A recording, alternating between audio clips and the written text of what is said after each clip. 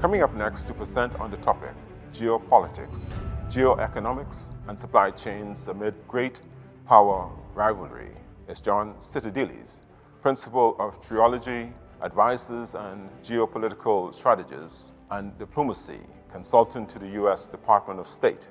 What are the developing global disruption and risk concerns emerging out of recent conflicts across Asia, Europe, and the Middle East?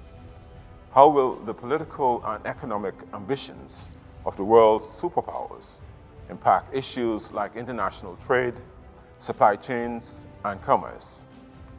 Specializing in U.S. government relations, geopolitical risk, and international affairs, John will guide us through the answers to these questions and more. John delivers exclusive geopolitical risk reports, webcasts, and related products and services to institutional capital market and retail clients, and is a professional speaker at corporate investor and industry conferences, and before government, military, and intelligence community audiences on geopolitical risk management and the business impacts of international security policies. He explores the complex geopolitical and geoeconomic decisions that impact markets in Asia, Europe, the Middle East, and worldwide, helping corporate executives, investment managers, and civic audiences better understand, anticipate, and mitigate risk. Under a US government contract since 2006, John is the Southern Europe Regional Coordinator at the Foreign Service Institute, the State Department's Professional Development and Diplomacy Academy for American foreign policy professionals.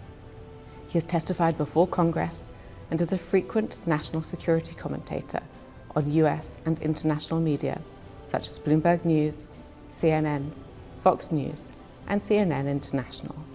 He is also interviewed on Chinese, Russian, German, Italian, Greek, Turkish, Israeli, and Arab television, as well as having been interviewed and cited in the Wall Street Journal, New York Times, Washington Post, Washington Times, Politico, National Public Radio, Euromoney, Asia Times, Institutional Investor, South China Morning Post, and other leading print and digital media. Please welcome John Citadilis. Well, good morning, ladies and gentlemen. It's a pleasure to be with all of you here today. And before I begin, a special thanks to Michael Anderson, to David, and to the entire executive leadership team at Royal Fidelity for the invitation to be here with you live here in Cayman, and those of you who are watching virtually elsewhere in the Caribbean, for what is going to be, very frankly, ladies and gentlemen, a stark and blunt discussion about what I would consider to be the most complex and dangerous landscape on the international stage in at least the last 30 years, since the end of the Cold War, and in many ways, sort of the end of this era of globalization that we've known since the early 1990s, that in many ways has come to an end with the Russian invasion of Ukraine. But during the course of my presentation, you'll hear how I will posit at least that this began about 15 years ago, and we're only coming to the realization here today. So there's a lot to unpack here, ladies and gentlemen. I'm going to ask you to bear with me. It'll be a little bit intense, a little bit overwhelming, and we'll have a chance to open up the discussion after the presentation with Q&A. And I will also be available here during lunch and during the course of the conference later on to answer any additional questions you may have. As was noted in the the overly generous introduction here, I have a contract with the U.S. Department of State. I've worked with the U.S. government through the administrations of George W. Bush, Barack Obama, Donald Trump, and now Joe Biden. But I'm here in a purely private individual capacity, and nothing that I say here today represents U.S. government policies or positions. I'm here as John Citadilis in a very individual capacity. So with that, I've prepared for all of you here a simplified, generalized international security briefing using only open source intelligence. So hold on and let's get started. One of the things that I like to remind audiences, and you here in the Caribbean know this because you're surrounded in this sort of slice of Eden here in the Caribbean Sea by waterways. But in most of my venues in North America and in Europe, we tend to forget as terrestrial creatures that 70% of the Earth's surface is oceans and seas and waterways. And it's on these waterways that about 90% of global trade and commerce is transacted every year. And about 70% of the world's oil and liquefied natural gas moves on waterways around the world. And so the world that we know today, or maybe I should pause and say that we knew in January of 2020 before the virus came out of China and infected the world, that was a period of perhaps the greatest prosperity, relatively speaking, in material terms, that humankind has ever known. And we were able to enjoy that level of prosperity and relative peace based on a global rules-based trading system, largely patrolled and protected by the United States with our regional allies in different parts of the world, in Asia, Europe, the Middle East, Africa, and of course here in the Caribbean and in Latin America. And what's important to note now, ladies and gentlemen, pardon me, is the return of what I would call maritime geography as a principal facet in understanding international relations, international trade, and diplomacy. And what is happening right before our eyes in the last several months is direct challenges of this global rules-based order, very starkly by Russia, but over the last 10 years by China as well, where we now face a situation where we have three nuclear-armed great powers in a much more multipolar world than we saw over the prior 3 decades of the US largely dominating global trade, commerce, and diplomacy.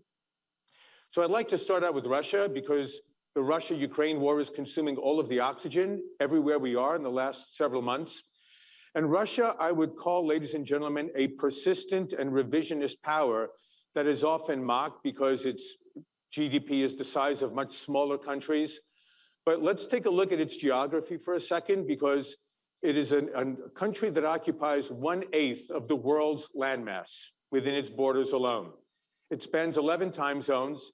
And as you can see, Russia is able to project power in Asia, in the Western Pacific, in South Asia, especially with its very deep arms relations with India, in the Middle East, as we've seen with its presence in Syria since 2015, in Northern Africa, with its involvement now in the Libyan civil war, and of course, in what it considers to be its sphere of influence in Eastern and Central Europe, and that is embodied by the invasion of Ukraine, because Vladimir Putin, rightly or wrongly, and this is not an apology for Putin, but you need to understand your adversary's perceptions to be able to engage in international diplomacy and competition. He believes that Ukraine is essentially a non-existent country that has no right to exist, and that it should be subsumed by Russia because of historical and civilizational purposes. So we need to be very serious about how we deal with Russia for several reasons. One is that it actually has a nuclear arsenal larger than that of the United States. And for the first time since the early 1980s, those of you who may be of my generation recall the very intense debates over nuclear deployment in Europe. We now have on a day-to-day basis Russian generals that are convening in the Security Council in Moscow discussing the possible use of tactical nuclear weapons if there are any major setbacks to Russian military operations in Ukraine. So the relative peace that we've known for the last 30 to 35 years, push that aside. We're talking about the return of nuclear strategy on a warfare basis for the first time in most of your lifetimes, for that matter.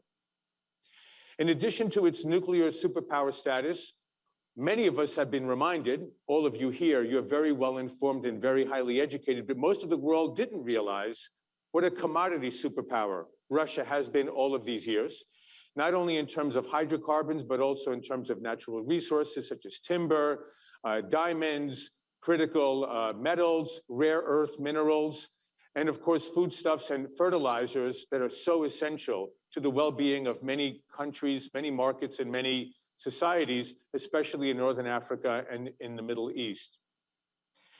And what we learned the last several months in many ways is what an utter stranglehold Russia has had over the energy imports that power Europe, power its economies, and heat Europeans' homes.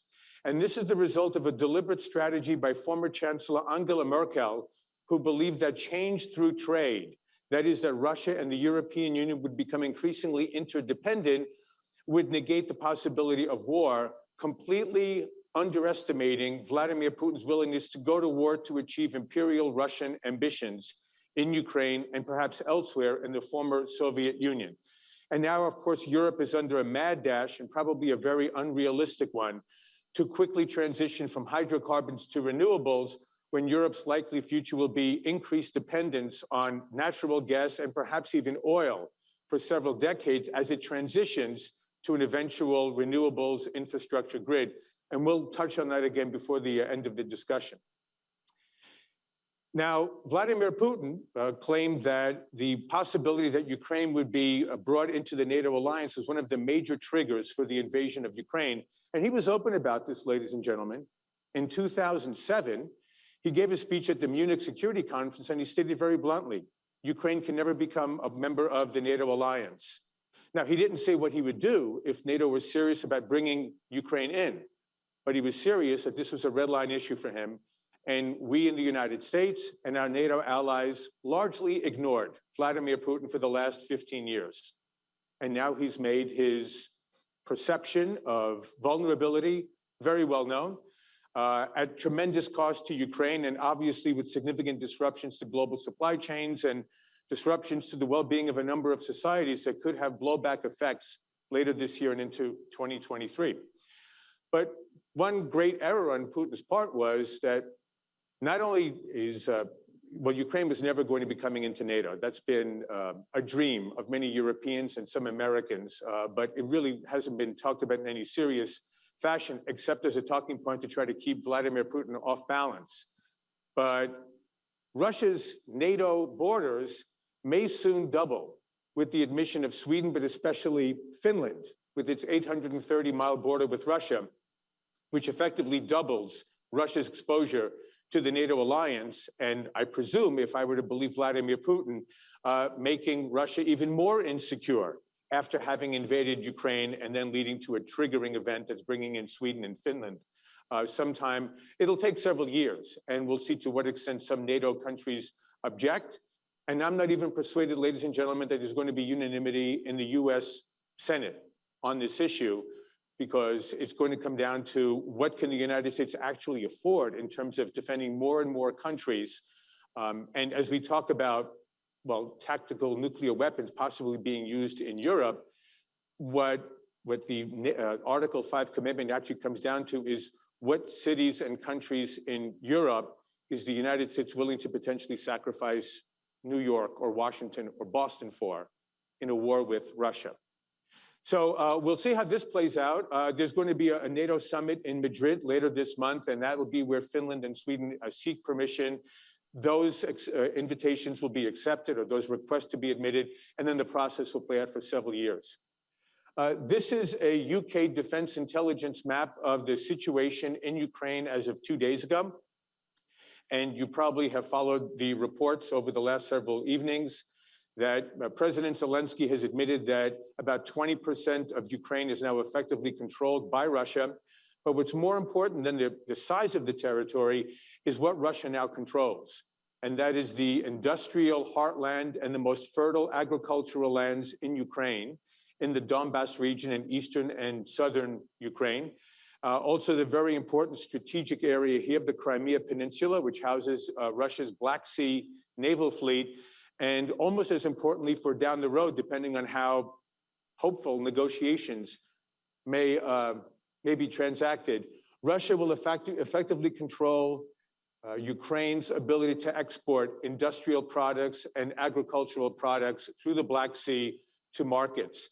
The degree to which Russia is able to control Kyiv's government policies and to coerce it to adopt pro-Russian policies is going to be one of the key strategic outcomes here. And again, it all depends on how long the war takes to play out and to what degree Putin and Zelensky are persuaded to come to the negotiating table. And I just want to expose a fallacious statement that we've been seeing in the media lately, ladies and gentlemen, that somehow the world has come together to punish Putin and to make very clear that what he's done in Ukraine is unacceptable. And that's simply not true. I mean, it's the global West, I would posit, the United States and Canada, Commonwealth countries, some, not all, and certainly Western Europe and Japan. But most of the world is sitting out the sanctions regime against Russia. They consider the Ukraine war a European internal matter, and they're more interested in advancing their own economic well-being and national security interests, which they feel are not being threatened by Russia's military operations in Ukraine. So Brazil needs to ensure that it's able to import valuable fertilizer from Russia, right? Brazil being such an important breadbasket agricultural exporter to world markets. South Africa, India, which is dependent on Russia for hydrocarbons and for massive arms deliveries to defend India against China and against Pakistan.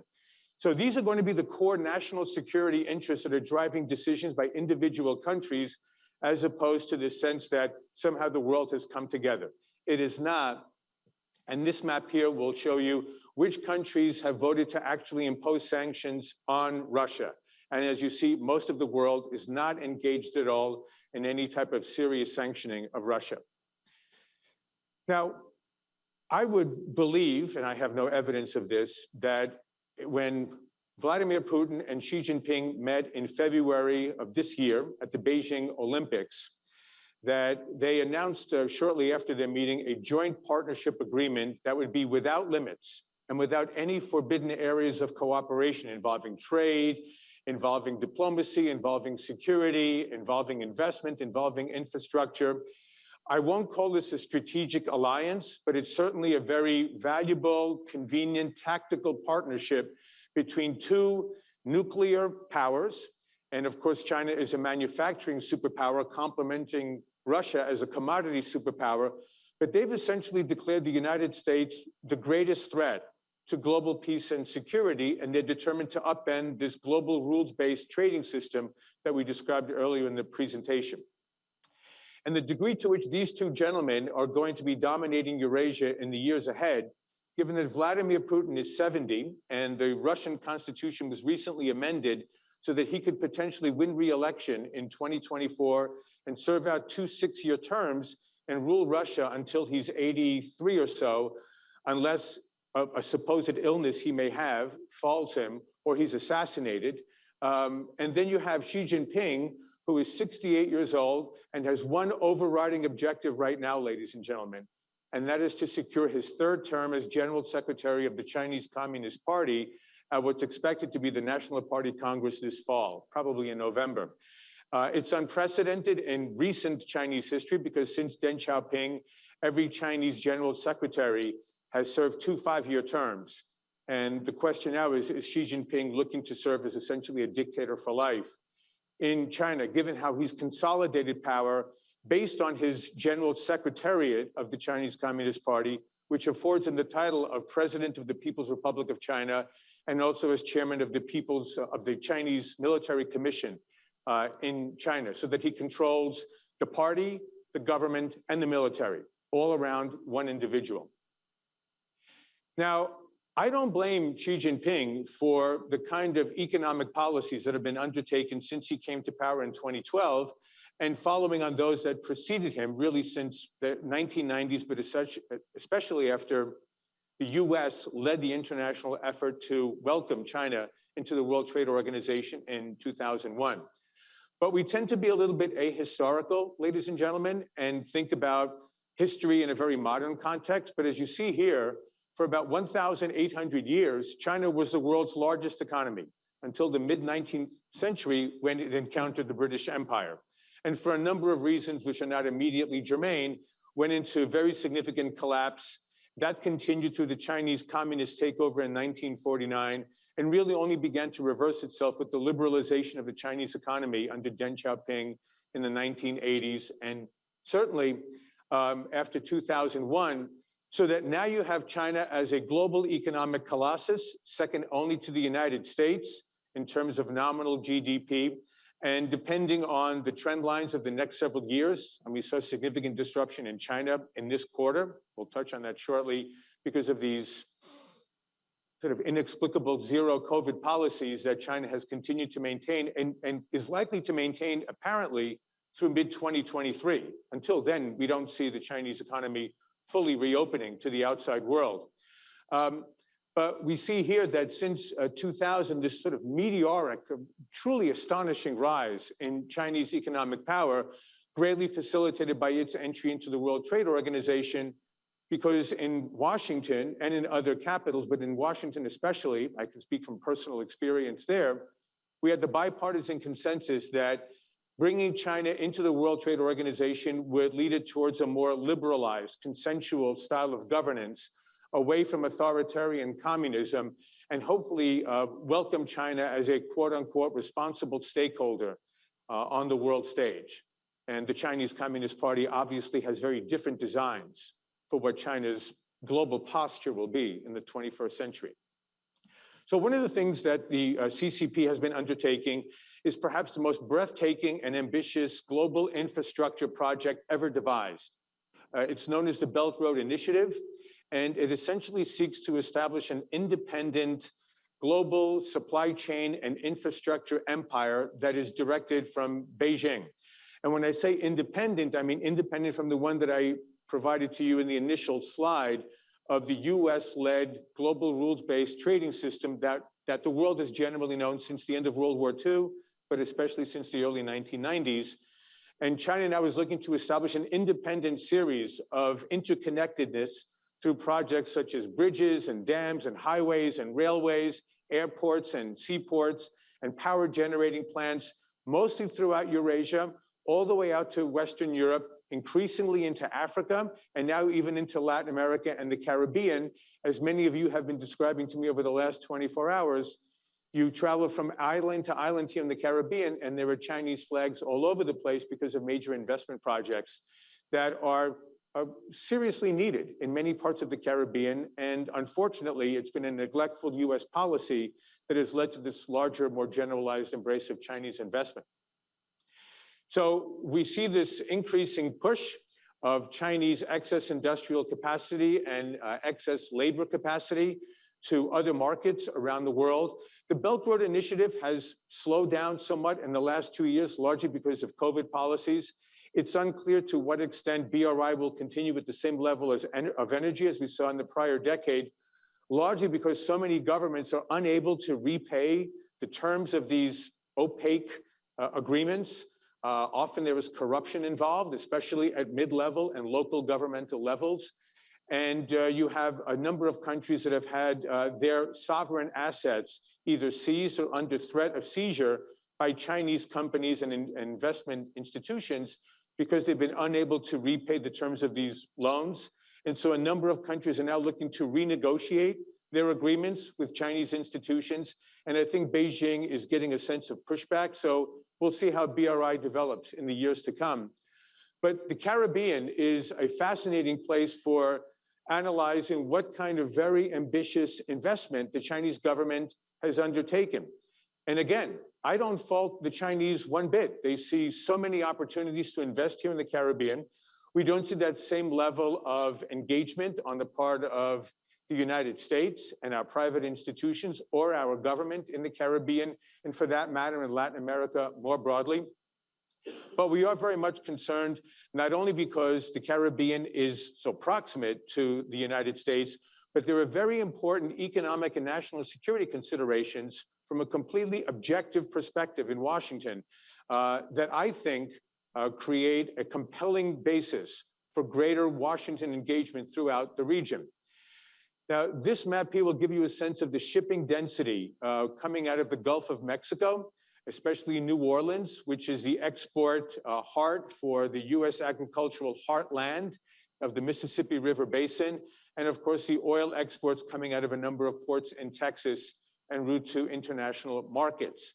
And that's coupled by the shipping density here in the Caribbean Sea, where this is a very maritime-centric region of the Western Hemisphere. And so the shipping lanes here are a vital component of the overall US and regional economic health and well-being strategy. It needs to be cultivated, it needs to be protected, and it needs to be further developed. And we can only do this in partnership with our friends and allies here in the Caribbean and throughout Latin America. And the US has also very self-serving reasons for this, because many of you who are following the policy debates in Washington know what an important and sensitive issue illegal immigration has become in the United States in the last 3 to 4 decades, but especially in the last 7 to 8 years. And for instance, today we're speaking about another migration caravan of maybe 20,000 men, but mostly women and children that are marching up through Mexico en route to Texas.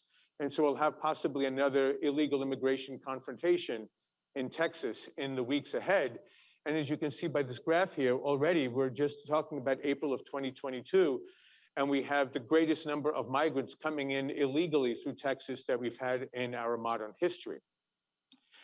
Now, this should all be addressed, one would think, in a proper environment at the Summit of the Americas that begins this evening in Los Angeles, and President Biden is there, and he'll be delivering the opening remarks in several hours.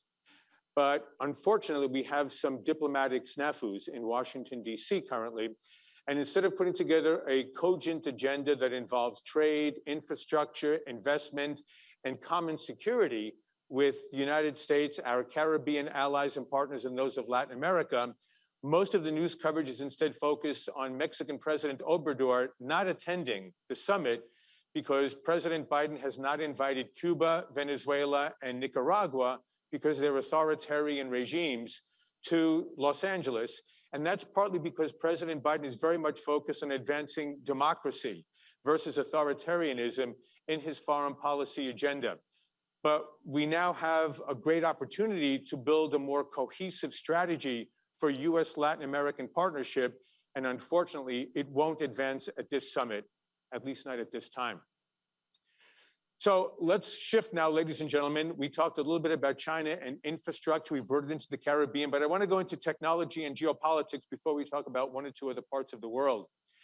And when we talk about R&D, we see here that Beijing, because it's an authoritarian government, is able to direct state funds pretty much wherever it chooses, right? It's a form of state capitalism that is very unnatural here in the West, but it's something that the Chinese have very skillfully been able to put together over the last 30 years or so. And we now have a situation where China is actually investing far greater in research and development into the next generation of advanced breakthrough technologies than the United States. And at least from current trend lines, it looks as if Chinese R&D will continue to exceed that of the United States for the foreseeable future. And this is going to be implemented, ladies and gentlemen, in two largest strategic programs announced by the Chinese government over the last 7 years. One is called Made in China 2025. And the Chinese government has very openly stated that Beijing intends to dominate the next generation of advanced technologies such as robotics, artificial intelligence, quantum computing, aerospace, biopharmaceuticals, any of the leading technologies that we are envisioning today, China intends to dominate. This was announced in 2015. It's all open source. And they're not on that timeline. It's not going to happen by 2025, so that's debatable. But the intention remains very much in place, and that is being complemented by the China Standards 2035 strategy, which was announced about 2 years ago. And China seeks to replace the United States and Japan as the technology platform and standard setters, as they have been for the last 70 years of technology innovation in the US, in Japan, and South Korea, and Europe, and now we'll have to include Taiwan in that mix, so that the technologies of the 21st century are standardized under Chinese values, Chinese norms, and Chinese platforms, especially for purposes of interoperability on a global usage basis. So this is going to be the next great area of technology competition between what I would call the global West and China. So now let's do a quick dive into geopolitics. And as I mentioned before with Vladimir Putin, ladies and gentlemen, it's always important to understand your adversary's perceptions and basis for thinking.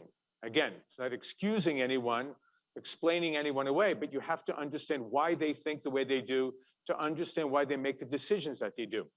So this is a great map where we've turned Asia on its side, and China looks at the United States very differently than we look at our role in that part of the Western Pacific. the United States tends to think of its role as relatively benign. We are there to prevent the establishment of any regional hegemon that could dominate Asia, as Imperial Japan did in the 1920s and 30s, leading to World War II, as Nazi Germany did in Europe in the 1930s and 1940s. And so to preserve this free and open shipping system that benefits not only the US and our allies and partners, but ironically, even our adversaries and outright foes.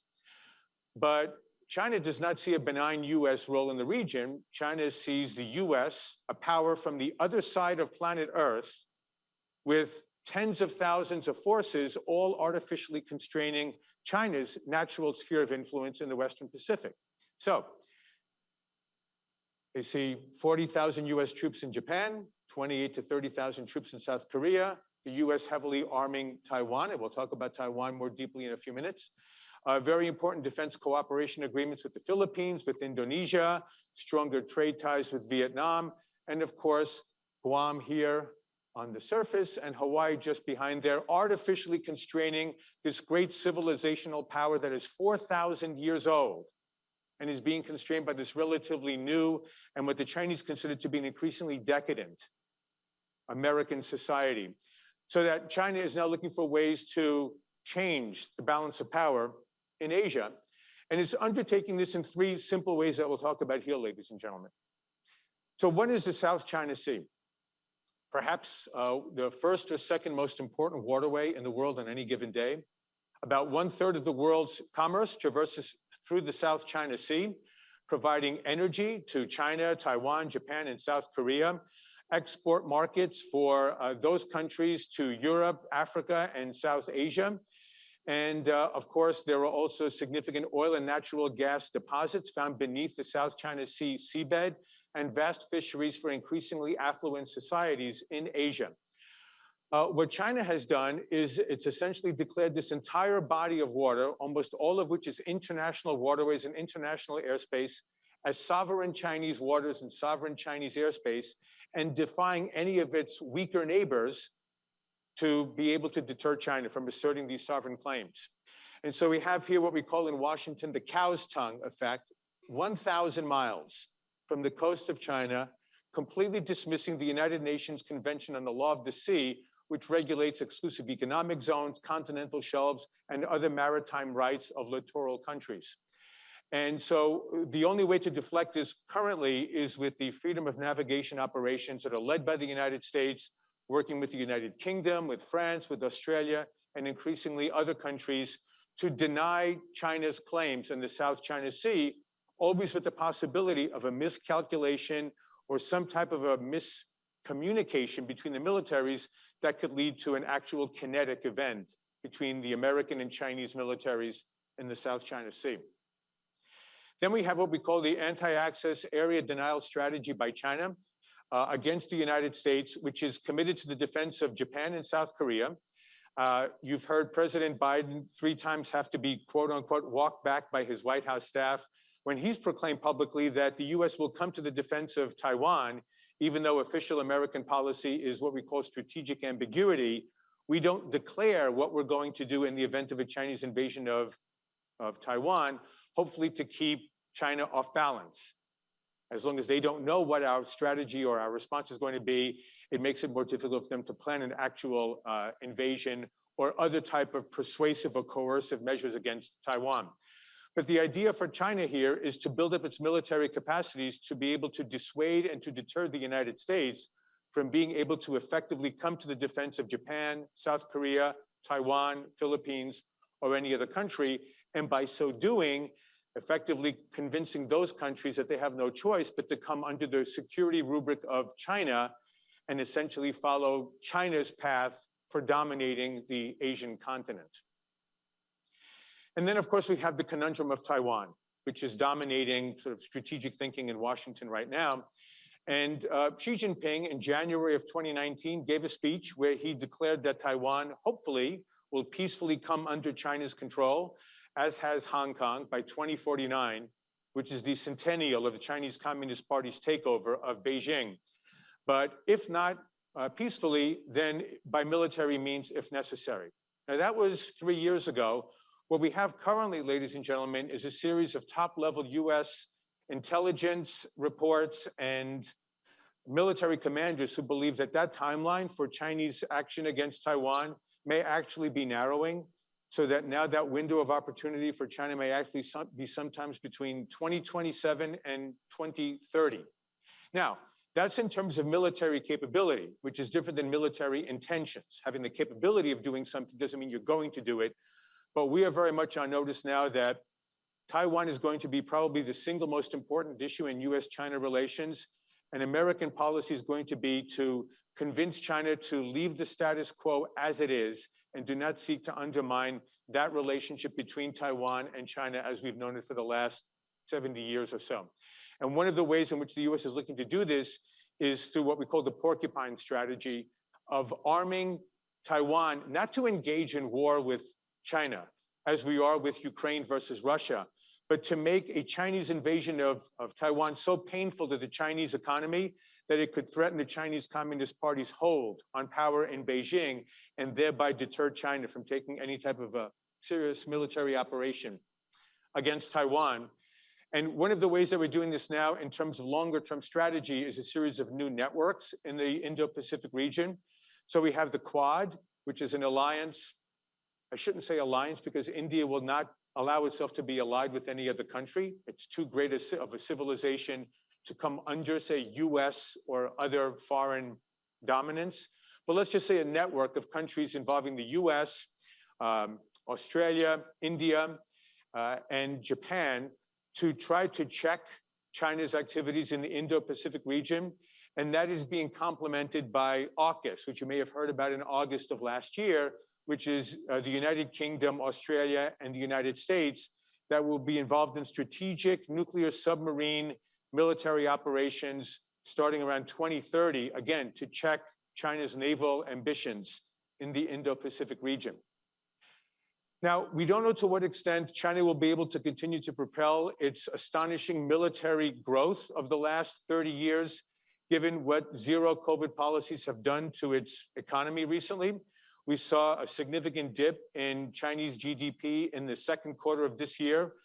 I'm not convinced that there's going to be a contraction, although there's talk of this. President Biden has stated publicly that he believes that in 2022, the US will actually outpace China in terms of GDP growth for the year. I think it's too early to tell, frankly. And we're already getting reports that investors are looking to resurge their activities in China as it comes out of the Shanghai and Beijing zero COVID lockdowns. But in addition to Xi Jinping, who's been pushing the zero COVID policy absolutely for the last 2.5 years, and again, likely maintained it into early 2023, we have here Li Keqiang, who is the premier of China and really the driver of the economic growth strategy in China, and not in a way that contradicts General Secretary Xi. You can't do that in China, obviously, but that complements that strategy. But just several weeks ago, the premier was on a phone call with thousands, perhaps several tens of thousands of Communist Party cadres throughout China, exhorting them to focus solely on GDP growth and to get the economy back on track to avoid any significant diminution of the Chinese economy and certainly to avoid any potential contraction.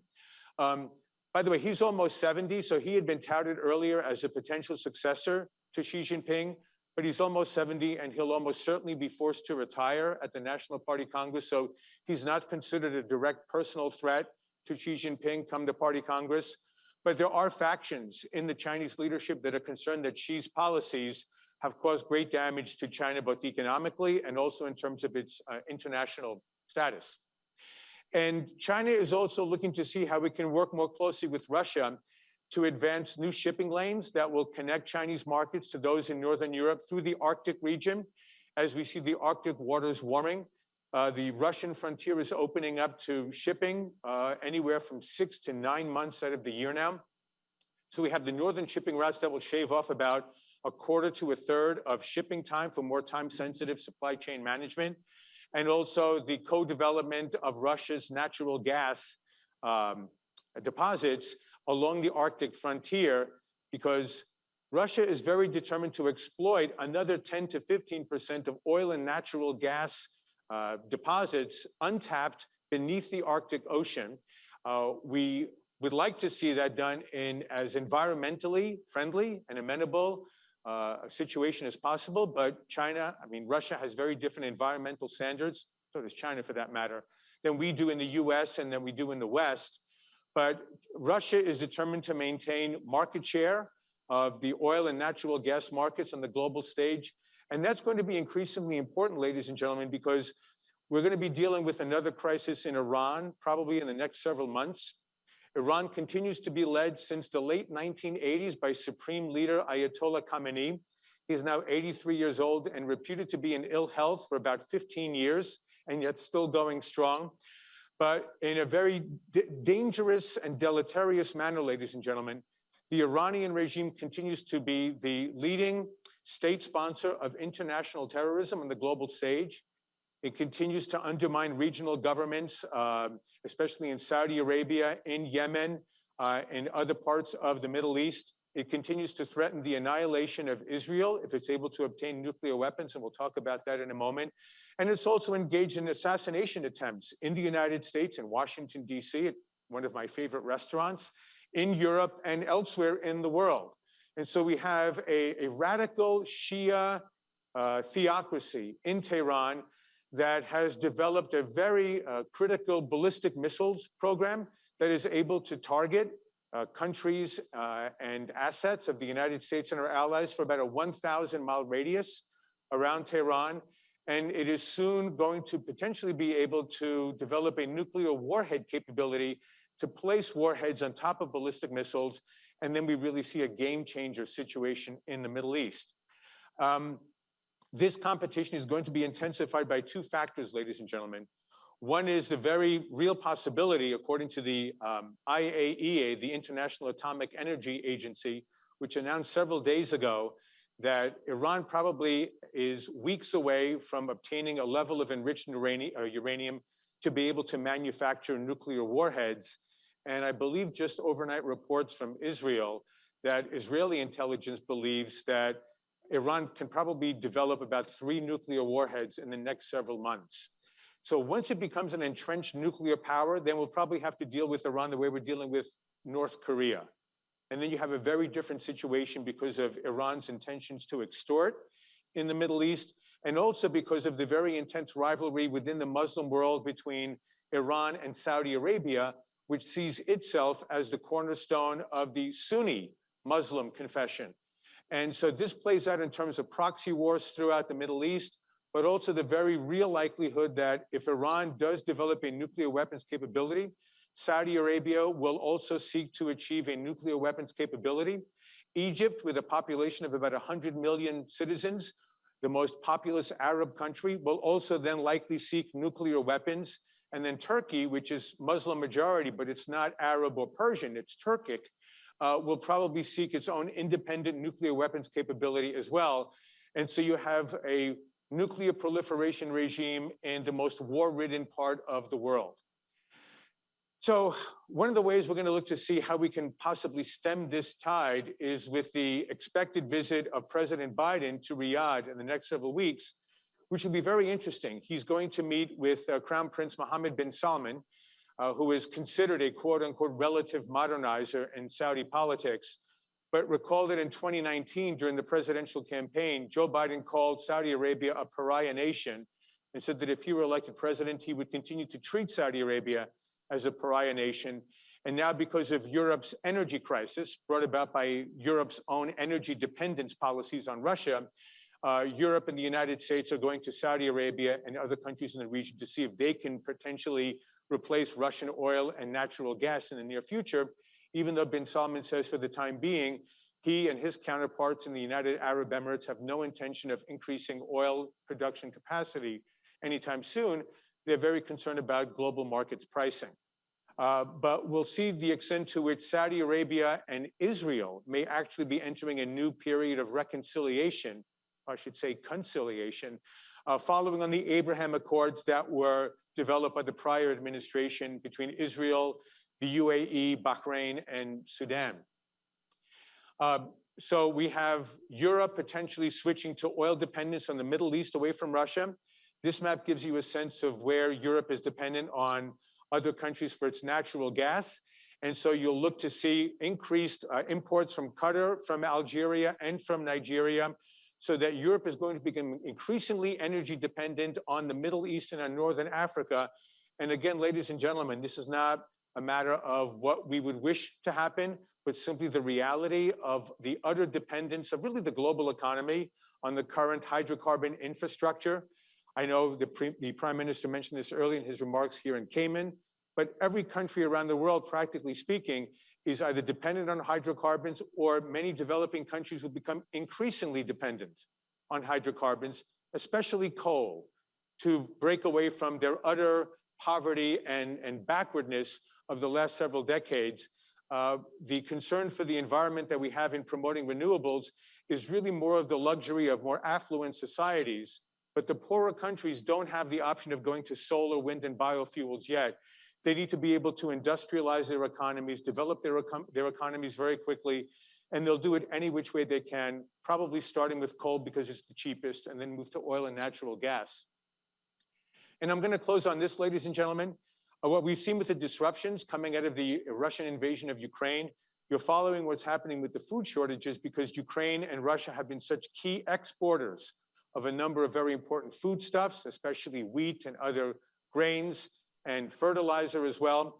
But our understanding is not so much that there's been a significant disruption in the supply of these foodstuffs and fertilizers, but that there's been a larger disruption because shipping is not available, because most of the ships to date, going back to the end of 2021 and early 2022, are contracted out for the remainder of the year, and especially for Asian markets. And so there's not much of a shipping capacity to get that inventory that is available for port loading. And if you're following what's happening on the ground in Ukraine, ladies and gentlemen, much of the product is moving by boat in rivers to other destinations inside of Europe, especially to Poland and to Romania, which have seaside ports, and also by rail. Although the problem for Ukraine is because it was a former Soviet Socialist Republic, it operates on the former Soviet rail gauge, which is wider than that's used in Europe. And so there's a tremendous sort of logistical challenge in offloading and reloading inventory on rail gauges as you go from Ukraine into Poland or into Hungary or into Romania. And the concern that we have, ladies and gentlemen, is that we do not want to see an annual repeat of the crisis that shook the European Union to its core in 2015, with the migration of, relatively speaking, about 1 million people from mostly Syria, Iraq, Afghanistan, and Southwest Asia into Europe at Angela Merkel's behest, that utterly rocked European Union politics. And I would posit probably led to the Brexit vote in 2016 in the United Kingdom. But the degree to which we're going to see a serious disruption of food supplies because of food issues and also shipping issues could see major upheavals in societies in very delicate, fragile countries in Northern Africa and in the Middle East, such as especially Egypt and Lebanon. Those are sort of the two red flag countries right now that might be most immediately impacted.